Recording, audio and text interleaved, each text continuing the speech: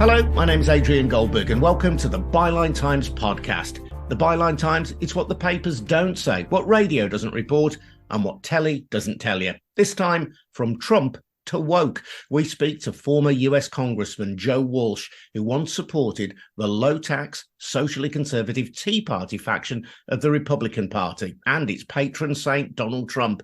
Joe has since been on a remarkable political journey that led him to challenging Trump for the 2020 presidential nomination. And when that failed, supporting his rival Joe Biden in the Democrats' successful bid for the White House. After years when he sowed division with tweets that were regarded as racist, and when he took a stance against abortion and Black Lives Matter, Joe Walsh is now on a mission to heal the poisonous divides caused by populism through his podcast, White Flag. Joe Walsh's story will, I think, resonate on this side of the Atlantic as we deal with the fallout of Brexit and Boris Johnson's premiership. Before we hear from him, though, just a quick reminder that the Byline Times podcast is funded by subscriptions to the Byline Times. That's our brilliant monthly newspaper, which combines the best of our online offerings with content that you can't read anywhere else. We are the news outlet that exposed the Dan Wootton story when others chose to look the other way after a 3-year investigation. So do support us if you can. Subscription details over at bylinetimes.com. Welcome then to Joe Walsh. And Joe, just tell us about your support for the Tea Party and Donald Trump. What did you believe in and where did that come from? Well, it's weird. I mean, yes, I got elected in the Tea Party wave. I still consider myself a Tea Party guy. But you know what? Issues don't matter with Trump. I loved your intro. You called Trump the patron saint of the Tea Party. Trump's the patron saint of Trump. All Trump cares about is Trump. Issues used to matter. And I used to be really right wing. I was an outspoken, divisive right wing guy. And I helped to lead to Trump because it's a lot of the ugly stuff that people like me said that helped get Trump elected. But Trump doesn't and never has stood for really any issues. He's just all about Trump. And you say you're still a Tea Party supporter then, by which I presume you mean that you're still socially conservative. You still believe in a small state. You still believe in minimal tax. But for you, Trump has become a cult beyond politics. Yeah, I still am pretty libertarian in my politics. I believe in a smaller government. Socially, I'm much more tolerant, and I am proudly woke because, look, and maybe we'll get into it. I was saying before Donald Trump ever came on the scene that I worry America can't and won't stay together. And I helped to lead to some of that divisiveness. My political party, my former party, the Republican Party, is no longer a party. Issues used to matter, and you were categorized by where you stood on issues. Now the only thing that matters in the Republican Party is where do you stand on Trump. So I'm still pretty conservative, but I oppose Trump. So there's no longer any room in the Republican Party for somebody like me. At the same time, though, you were criticized in the past. I mentioned tweets that you had made, tweets that had to be deleted, that were construed as racist. Yeah. The people accused you of even fomenting violence, and you were critical of Black Lives Matter. And on those issues, you've recanted your former positions. Yes, on those issues, I stopped doing what I was doing, which was fomenting. Look, I come from the right. And like a lot of people on the right, Sean Hannity, Tucker Carlson, a lot of these names on the right, what they do is, and I used to do a lot of this, you try to get your listeners all pissed off and angry and inflamed. And I used to do that. And I'd go after Black Lives Matter and easy targets on the left. I stopped doing that once Trump got elected because I saw how utterly cruel he was. And I thought to myself, Adrian, I thought, my God, do I sound like Donald Trump, even a little bit like Trump? It's like Trump scared me straight. He woke me up because he's so divisive, so ugly, so cruel. And then that compelled me to start listening to some of these groups on the left So yeah, I am much more open and woke now. Did you have a road to Damascus-like conversion? Yes, yes. And it began with the election of Trump in 16. And I voted for Trump in 16. When he got elected, I was on a couple hundred radio stations all over America. I was one of the biggest right-wing media voices in the country. And during that campaign, I heard stuff that bothered me. I didn't like some of the things Trump said, but generally, I didn't pay attention to Trump. I understood, and this is important for everybody to know, I understood why people supported Trump, because the same people who supported Trump supported me. They sent me to Washington. I believed then, and I believe now, our politics in America is pretty fucked up. We need more than two parties. Our system is broken. And Trump promised to come in and disrupt things. We needed a disruptor. Well, he's an evil, evil disruptor. So my road from Damascus moment began once he got elected. I started to pay attention to him. And I realized day after day, week after week, how bad he was. And then I listened to his supporters support all the ugly, cruel stuff he was advocating. And that really began to set me on my road to redemption. What were the things that he said that resonated with the people who supported you? It's important to understand that I was part of the Tea Party wave in America back in 2010, 2012. And I got elected when Obama was president. And most of the Tea Party to me was all about government spending and the size of government. But I got to admit, I heard ugly stuff back then, ugly racist stuff about Obama, ugly stuff about build a wall and keep brown and black people out.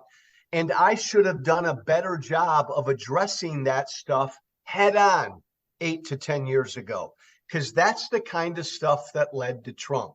So when Trump came in and said, I'm going to build a wall and keep brown and black people out, and all of my listeners and all of my followers cheered him, boy, that scared me. And then I'd try to talk to them. Why do you want to keep brown and black people out? And it occurred to me that a big chunk of the movement, my movement, really wanted America to be kind of a white Christian country. And Trump enabled these people to say that kind of thing. It scared me because that's not what I want. And it's worth pointing out that as well as being an elected congressman, you also had a very popular socially conservative radio talk show as well, in which you promoted these ideas or heard these ideas. So when you decided that actually Trump was evil and that he needed to be resisted, how long did it take you to actually reverse your position and kind of look yourself in the mirror and say, you know what, we're fomenting something that is very dangerous here? I'm guilty, by the way, of a lot of things. I'm guilty of doing a shitty job of paying attention to Trump before he got elected. I didn't pay enough attention to him. I got caught up in the moment. I figured Donald Trump was just a goof, that if he got elected, he'd hire some good people and he'd just go play golf all the time. Once he got elected and I started to pay attention to him, I realized this is going to be dangerous. Once he started to, Russia interfered with our election and in 16 and Trump didn't give a damn, that really bothered me.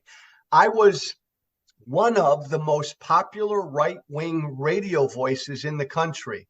And I remember coming home from my radio show a month and a half after Trump won, and I turned to my wife and I said, this is not going to end well for me, because I knew even a month and a half into his presidency that I couldn't support him, that I was going to have to stand against him.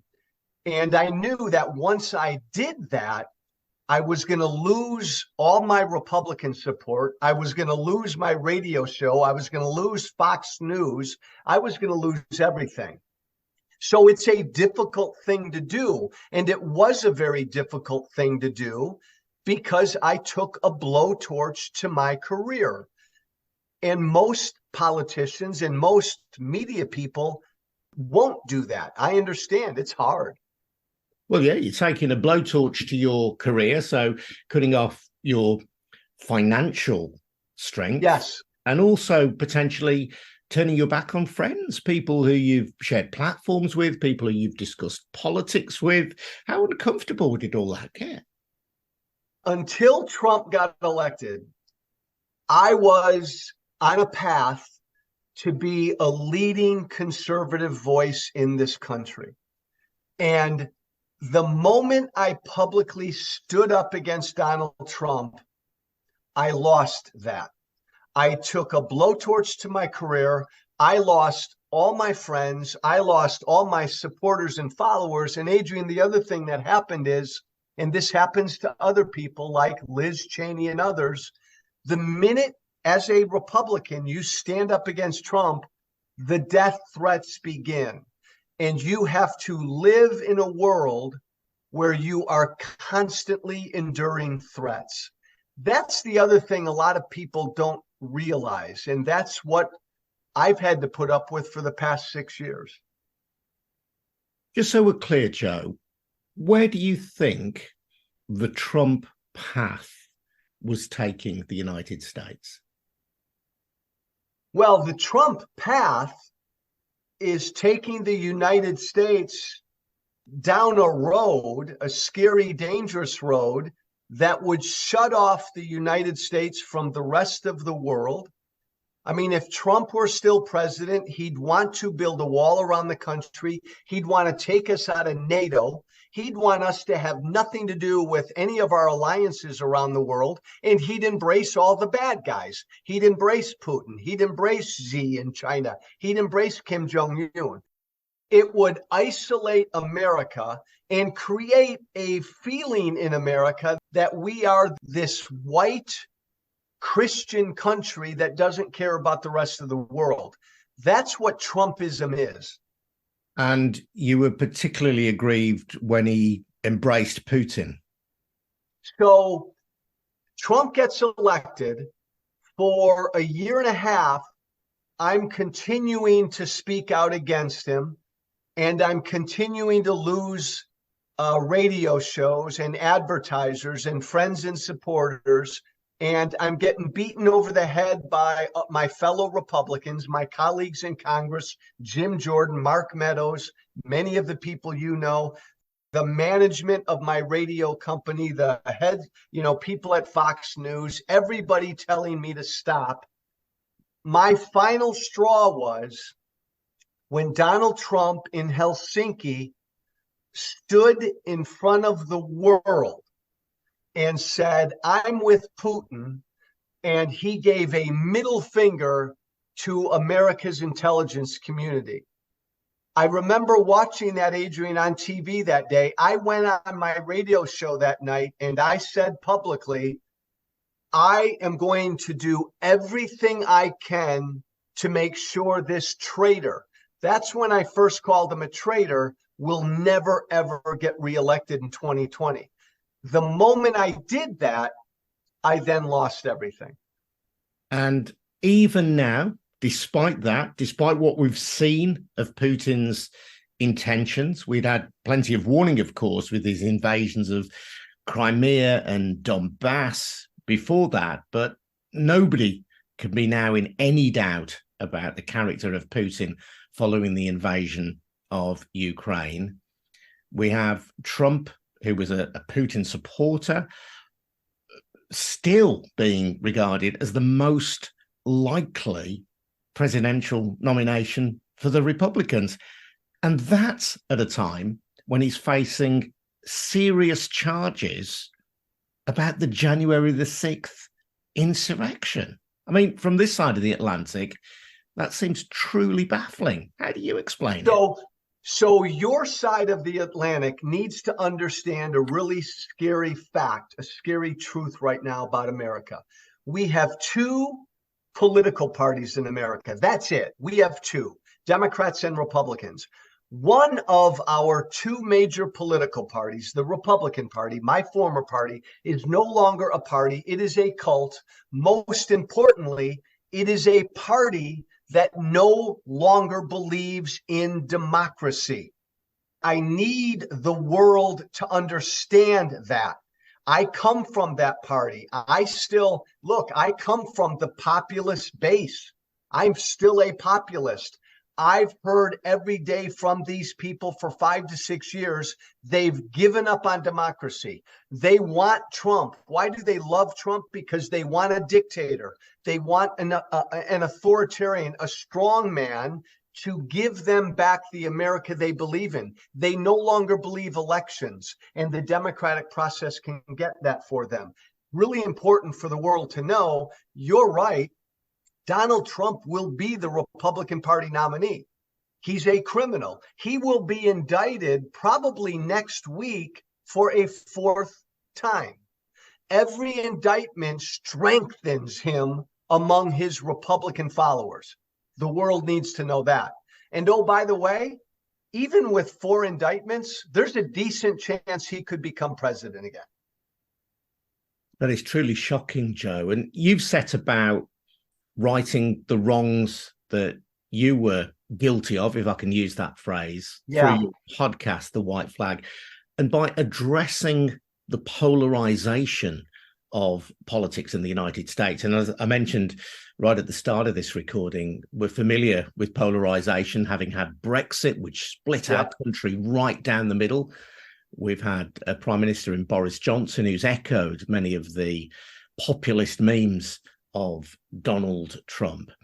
And you're not saying you won't speak to Republicans, you'll embrace Republicans, you'll far from it, you are still, I suppose, a Republican, but you'll embrace Democrats. What you're trying to do is say, look, it's the polarization itself that is the problem. Whichever side of the fence you see yourself as being on, you need to speak to people on the other side to try and understand them and to move away from the divisive populists who would separate us. Yeah, and I think it's so important, and maybe you'll disagree with me, my friend. I think we're living in a populist moment. I know we're living in a populist moment in America. I think we're in a populist moment around the world. I don't think populism is necessarily a bad thing. I think populism can be good or bad. This version of populism is bad, but I think it's really important to understand where it comes from. The elites in America for so long have ignored the concerns and fears of average regular Americans. They've ignored these fears. So then that's then a perfect environment for a demagogue like Donald Trump to come along and ignite those fears and lie to those fears and try to channel those fears into violence. Things have been changing really rapidly in the world, especially in America.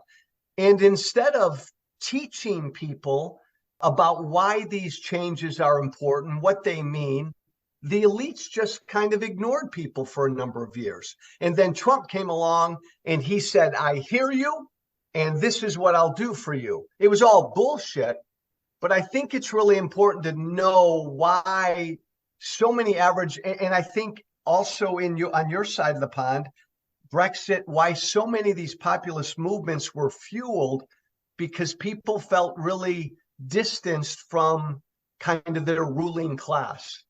So there's an issue here at the moment, which is described as the small boats crisis. These are migrants coming across the English Channel from France in very often unseaworthy vessels, in some cases dying in their hundreds, in other cases arriving in their thousands here. People who are fleeing war, persecution, perhaps because of their sexual orientation or political beliefs, or people who simply want to escape the grinding poverty of the country in which they live. And of course, these people are being facilitated by criminals. And we have a government that seeks to outlaw the arrival of those people, and they're playing to a right-wing press which seeks to demonize those people who are arriving. So you could say that our government is doing something very similar to Trump, that they're recognizing people's fears of what these new arrivals might do in this country and how they might place economic pressure and so on. I personally, let me just stress, Joe, I loathe the demonization of those Yes. people. And I'm the son of a refugee and the son of migrants to this country. But the difficulty is, how do political parties address that other than saying to, if you like, ordinary working class people, look, you've got to accept this. This is part of change. This is part of what we're going to have to get used to at a time of climate crisis. We're going to have to accommodate these people. If they say that, will they not be accused of ignoring the concerns and fears of ordinary people? That's such a great point, Adrian. That's such a great point. And again, I have a unique perspective because this issue of immigration probably has driven Trumpism more than any other issue in this country. I'm a border hawk. I've spoken on this issue for a long, long time. I don't believe anybody should come into this country illegally. You're not a country if you don't have borders and if you don't defend those borders. So I've been very outspoken on this issue, but it stops there. You don't demonize people who want to come here. When there are people coming here seeking asylum, those aren't people coming here illegally. Seeking asylum is a legal process. So what Trump did was he took that one concern and fear, defend your borders, and he ran with it on steroids. And he said, these people are evil. They're coming from shithole countries. They want to overrun your country. So that's an ugly, ugly, ugly populist extreme version that now has animated the entire Republican Party. But it's important to understand that. So what is the solution? What's the alternative? Well, the alternative isn't to just open your arms and let everybody in. And then once they're in, let them live their own lives and not assimilate into your country, or they're going to change your country. There has to be a middle ground there that I think some on the left don't understand. But you're right, Adrian. The demonization has overtaken the issue here in America, and it's wrong.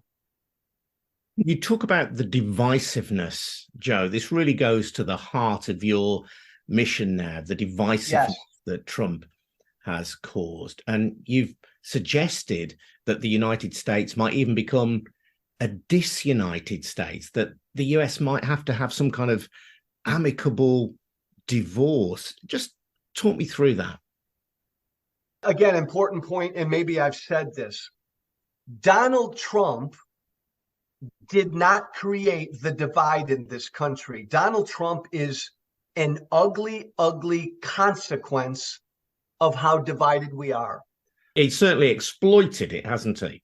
Completely. Yeah. And he's made it worse. But a very divided, broken, how the hell can a bad person like Donald Trump ever become president of America? There's something wrong when a guy like that gets elected. So we are broken and we are divided. I helped get him elected. I have helped divide this country. So I've dedicated my life, as long as I'm alive, to trying to do something about the divide.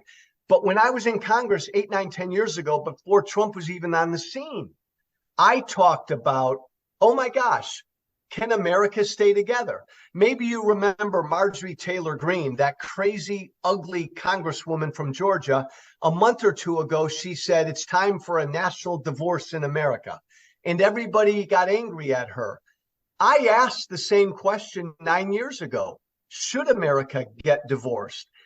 And I wonder about that. And I worry that we can't stay together. And the reason, Adrian, I worry that America can never be united again is because I worry we don't share a belief in what it means to be an American.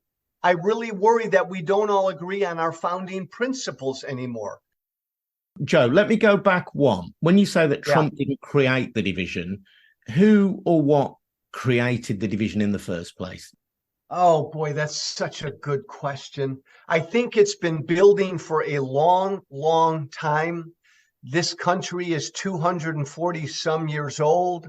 I think the country was founded upon a vision of freedom, limited government, and equality for all. We still have huge problems with the equality for all part. We no longer have a limited government. So our federal government has been growing for the last 240 years. And I worry that people no longer really believe in the same notion of freedom. So I think it's been building for a long, long time on both sides, and people have been afraid to address it. So then we come down to practicalities. I know you're not advocating this, or I think you're not advocating this, Joe, but how would or could the United States split? A lot of the division is, if you like, internal, isn't it? It's not as though there's a north-south split, or there's not a clean north-south or west-east split in the United States. Obviously, I suppose the middle of the country is more conservative, more Republican than either the West Coast or the East Coast, both of which tend to be more Democrat. But are you suggesting that there could actually be a breakup of the United States? Yes. And by the way, Adrian, thank you for this interview, because I love, this is such an important conversation, and I love your questions, and I love this topic. So thank you, my friend. No, thank you. It's been great to speak to you, Joe. Oh. So let me say this for the world to hear. America has not been this divided since just before the Civil War. In many ways, if you started America from scratch right now, if you took our entire landmass and you started one country from right now, I don't think you'd make us one country. I think you'd make us 6 or 7 countries. Texas might be its own country, California. But you make a really important point. It's too late now to break it up like that. I think there's a real urban-rural divide in this country. So I could see down the road kind of a regional breakup. Adrian, I come from the state of Illinois. It's a very Democratic state. But why is that? Because of Chicago. The rest of Illinois is rural red. So I think you could see a point in America where rural America and urban America break off from each other.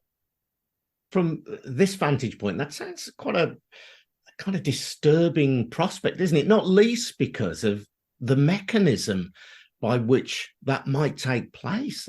We saw with January the 6th, some people willing to go to the Capitol building in Washington and take part in an insurrection. And Adrian, I don't want this. I have been warning about this since before Trump, because this is what I've heard, and I worry it's out there. If you polled the American people right now, there'd be a huge percentage that would say, let's get a divorce, let's go our separate ways. Nobody knows how to do it. Remember, America was founded with a very weak federal government and strong state governments, federalism. There have been movements in the states for 40 years to have parts of the states secede from each other. I don't know how it could be done, but I know, Adrian, we're on the verge of it. And like a divorced couple, if we don't have therapy, we're going to continue down this road. And just to be clear, Joe, you're not advocating this. You don't want this. You want to heal the divisions. Yes. But you fear that if the divisions aren't healed, this is where you'll end up. I am out there advocating and screaming that America undergoes marriage therapy right now. We got to talk to each other. We got to figure out what our issues are, or we're going to get a divorce, an ugly, violent divorce. I know this, Adrian. This is my other warning to the world. America's in for a long period of violence. Since Trump's indictment a few days ago, the threats of violence I'm hearing from Republican voters are much greater than the threats I heard before January 6th. So these next 14 to 15 months in America are going to be scary. That's a really disturbing note to end on, Joe. Thank you very much. It's been an absolute pleasure and a privilege to hear your analysis of what's going on in the United States. And I hope we can speak again very soon. It's really fascinating to speak to you. Thank you so much. And if you've enjoyed listening to Joe, don't forget he's got a fantastic podcast called White Flag, which is available through all of your usual podcast channels. I'm Adrian Goldberg. You've been listening to the Byline Times podcast. Don't forget to support our work, the brilliant work that we've done exposing the Dan Wootton scandal, amongst other things. Head over to bylinetimes.com to take out a subscription. And if you have already done so, thank you very much indeed. This has been a We Bring audio production for the Byline Times. We'll see you again soon. But for now, cheers. Bye-bye.